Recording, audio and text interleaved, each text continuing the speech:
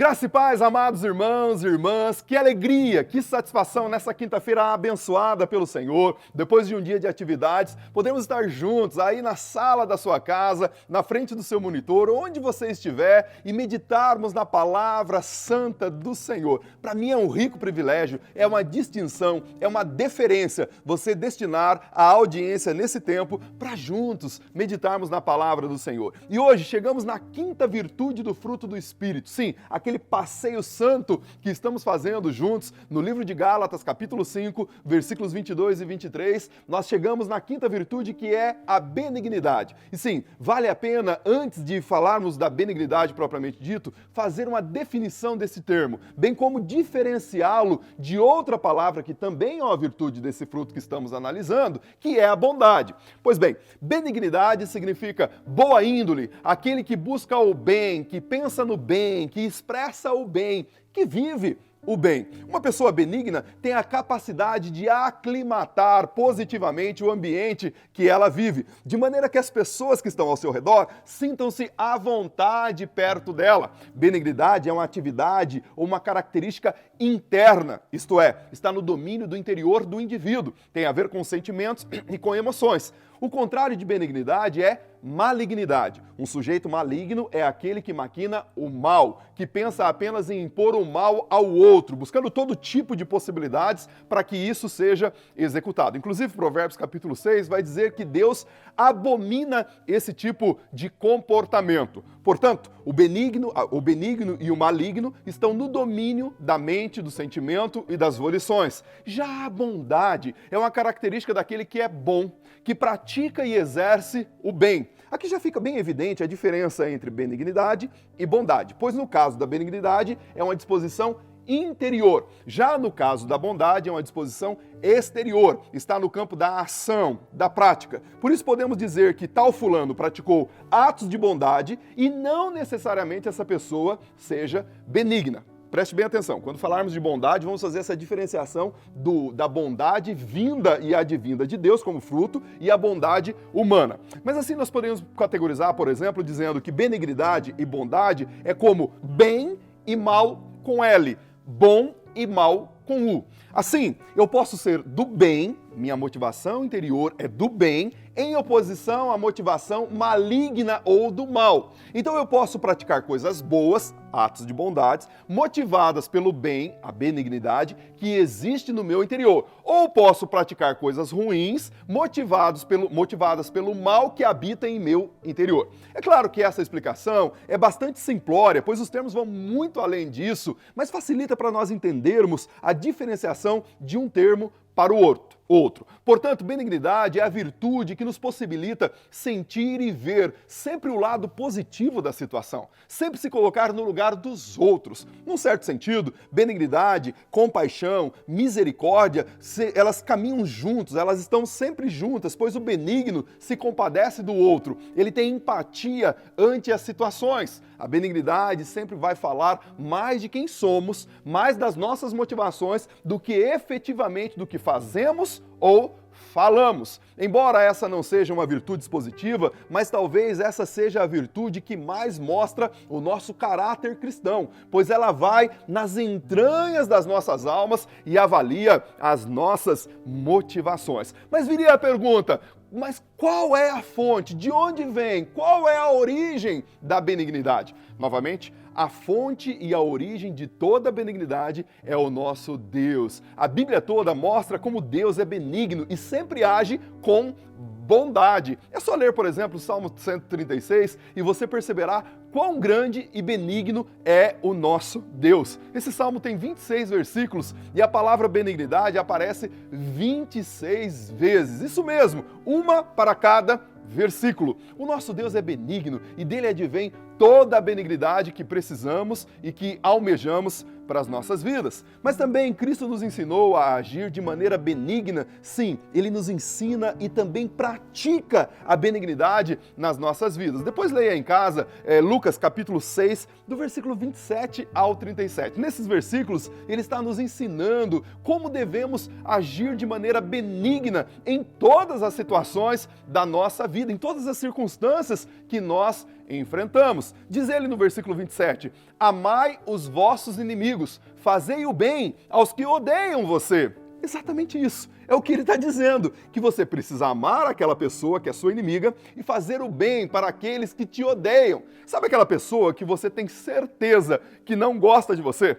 Inclusive porque fala mal ou faz mal para você? Sim, pois é, essa pessoa mesmo que ele está dizendo que você precisa amar e não hesitar em ajudar caso ela precise de você. No verso 28, ele vai dizer o seguinte, ele dá um passo além e diz o seguinte, bendizei os que maldizem você, orai por aqueles que caluniam você, diria Jesus. Sabe aquela pessoa que fala mal de você todo o tempo? Sim, aquela que quer te detratar, aquela que quer te difamar a qualquer custo, que quer conspurcar a sua imagem, até de maneira mentirosa, com calúnias e coisas dessa natureza. Seja benigno e ore por ela. Sim, a ideia é essa. Aí você poderia dizer a ele, mas Senhor, é muito difícil. Será que eu não poderia canalizar todo esse meu esforço para os meus amigos? Aí Jesus diria para você no versículo 32 ao 34, e se amardes os que vos amam, que recompensa tereis? Também os pecadores amam os que o amam. Se vocês fizerem o bem para quem faz o bem, que recompensa você tem?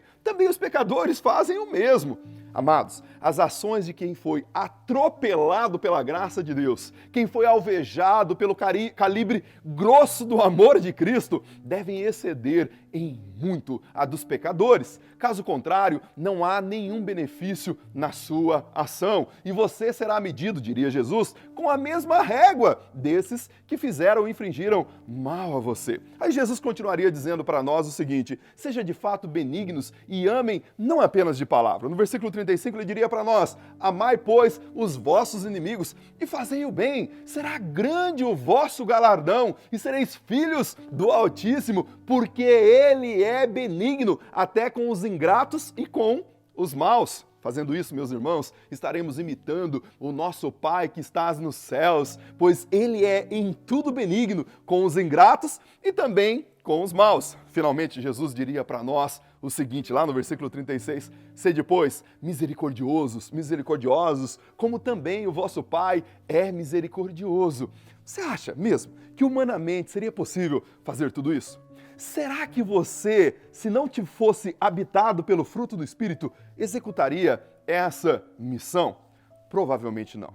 Mas é possível para nós, pois somos templo do Espírito Santo. Ele habita em nós e germina em nosso interior esse fruto poderoso. Sim, essa virtude maravilhosa que é a benignidade. É importante aqui notar que Jesus não apenas orientou para que nós fizéssemos ou agíssemos de maneira benigna, de maneira teórica. De fato, ele nos orientou, mas ele mesmo praticou em diversas ocasiões da sua vida. Por exemplo, quando ele estava prestes a ser traído, ele chama Judas de amigo. Pois realmente, para Jesus, Judas era o seu amigo. Certamente Judas, o traidor, não era amigo de Jesus, mas Jesus chama ele de amigo. No capítulo 13, versículo 26 de João, ele diz, o texto bíblico diz, e ele tendo molhado um pedaço de pão, deu a Judas Iscariotes, filho de Simão. Mesmo diante da iminente traição, ele continua amando Judas e colocando-o numa posição de destaque, pois era isso que significava molhar o pão e dar para alguém. Jesus foi benigno em todas as situações. Mas alguém diria,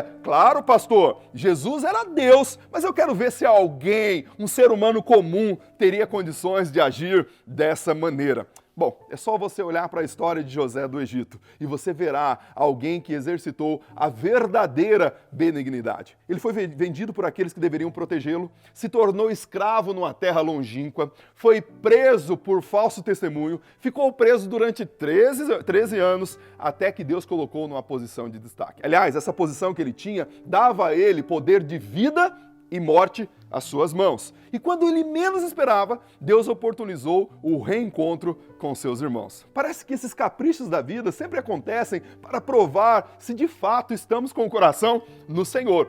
E agora, numa posição em que ele podia acabar com a vida daqueles que foram seus algozes, ele decide agir com benignidade. E após a morte do seu pai, Jacó, ele reúne os seus irmãos e diz o seguinte no capítulo 50, versículo 19 e 21 de Gênesis: não temais, vocês intentaram o mal contra mim, porém Deus o transformou em bem para conservar a vida de muita gente. Agora, pois, não temais, eu vos sustentarei a vocês e aos vossos filhos. Amados, a despeito da dor, do trauma, do sofrimento que os seus irmãos infringiram a ele e que nesse contexto eram os seus inimigos, ele simplesmente, encharcado de um espírito de amor, empoderado pela benignidade, decidiu transformar o mal que eles causaram em bem para a vida dessa pessoa. Isso é ser benigno. É a mesma experiência que Estevão, na iminência de ser martirizado, lá no capítulo 7, versículos 59 e 60 de Atos, esboça diante daquelas pessoas, diante dos seus algozes. E aí o texto bíblico diz: e apedrejaram Estevão, que em invocação dizia: Senhor Jesus, recebe o meu espírito. E pondo-se de joelho, clamou com grande voz: Senhor, não impute a eles este pecado. E tendo dito isto, adormeceu. Movido pela benignidade, Estevão optou, ao invés de amaldiçoar aqueles verdugos, ele abençoou de maneira benigna aquelas pessoas. Irmãos, essa é a virtude de quem é benigno, que o coração está encharcado pela benignidade do Senhor. Realmente não é fácil. Aliás, é impossível. Mas quando efetivamente vivemos e estamos em Cristo e deixamos que o Espírito Santo germine em nós o fruto do Espírito, essa virtude passa a florescer, passa a se manifestar em nossas vidas e a benignidade fará parte da nossa existência. Meu querido, minha querida, pratique isso e viva melhor. Eu tenho certeza que praticando a benignidade no seu coração, a sua vida, a sua família, a sua casa será ricamente abençoada pelo Senhor. Uma vez ou outra, pratique isso e viva melhor. O motivo de oração do nosso 21º dia, Jesus transforma a nossa família, é para que Deus crie oportunidade certa para convidarmos as pessoas a seguir a Jesus, sendo benigno e agindo com benignidade. Deus abençoe você, Deus abençoe a sua casa, em nome de Jesus. E até amanhã, sexta-feira, nesse mesmo horário e nesse mesmo lugar. Deus abençoe você.